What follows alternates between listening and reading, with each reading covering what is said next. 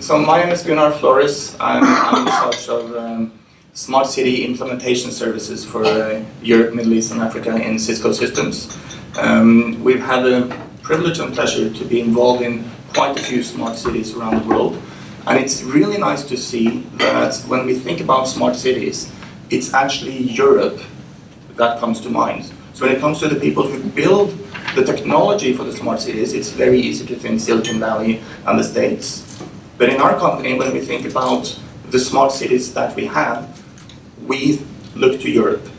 And that's exciting, because smart cities and IoT, and for those of us who have been working on this for a very long time, we think, well, this has been around for a while as well. But it's still very young. Keep in mind that 99% of the world is still unconnected. So we have an amazing journey ahead of us, and we're just approaching, the point when it's supposed to take off. So we have some tremendous technology advantages, but we also have some demographic challenges and changes coming up. There's a huge migration to cities. We estimate that around 70% of the world within the next 10 years are going to be living in or very closely around cities. And that takes a huge transformation for how we build and manage those cities in order to enrich the citizens' experience. So what we have come up with in our experience is some characteristics I'd like to share with you on what makes a successful smart city. And I'm with a technology company, but I have to be honest, it's not all about technology. Technology is the catalyst and the facilitator, but what we really need is top-down visionary leadership in the cities with a very clear plan and a vision of what they want to do. Because without that, you don't know what direction you're running in, you might end up just running. And that's what we're seeing in successful cities, such as Amsterdam, such as Hamburg, and also I'm going to mention some exciting cities that are in the very incumbency of our starting, but they're really on the right track. So we need the top-down visionary leadership in the city, and we need one more thing, which is breaking down the silos. Traditionally, cities have been addressing the various verticals in silos, like Mr. Riola mentioned.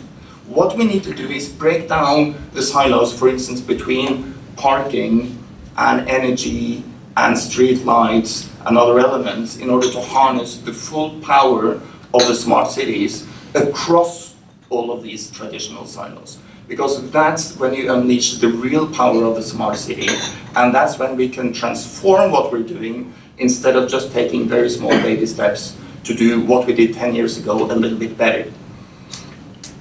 And the third element and characteristic of smart cities is that we need to dare to think big, but at the same time be realistic and keep it real.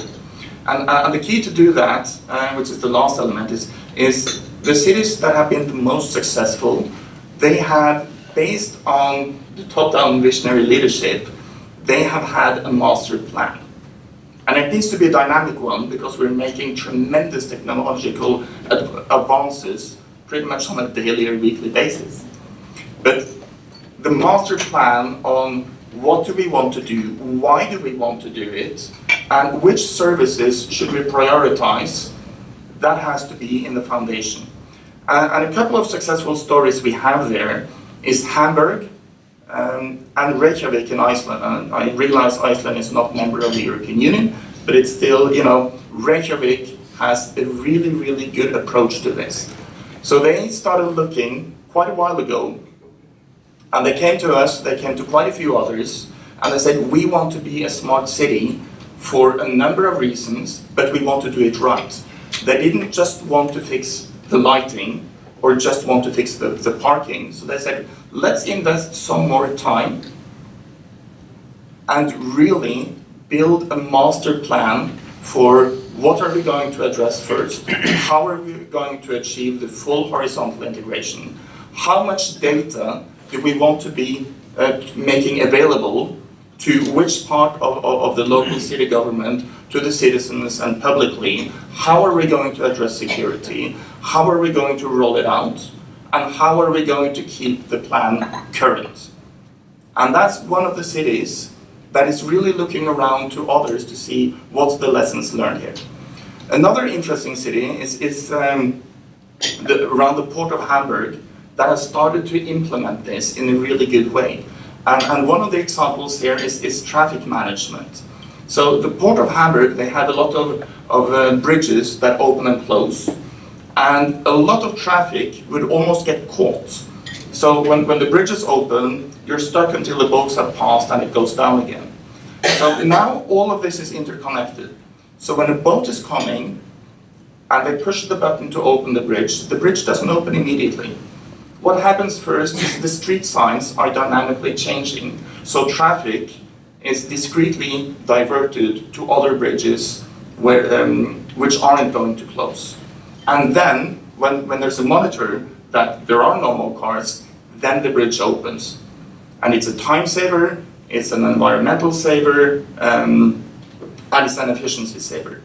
So in order to achieve this, we really need to have an ecosystem and collaboration across the cities, private enterprises, startups, academia, etc. Because it's not possible to do this alone. We definitely need an ecosystem and a framework with public-private partnerships and reasonably open data. And at the very least, a very clear policy of what data do we want to open and what data do we want to keep private and how do we secure them. So 3 thoughts as I'm ending this. We need a strong city leadership where technology is built on top of the leadership and not the other way around.